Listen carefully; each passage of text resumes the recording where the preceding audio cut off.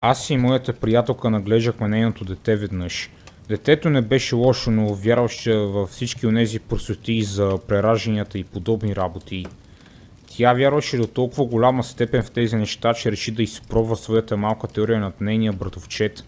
Започна да му задава въпроси, които той естествено не разбираше, понеже беше малък, но изведнъж тя го попита какъв беше в миналото си, в предишния си живот. И той стана и започна да си размахва ръцете, казвайки, че е бил кондуктор в своя предишен живот. И започна да размахва своите ръце така, както само кондуктор би могъл. В това нямаше нищо чак толкова странно, освен факта, че детето беше родено сляпо.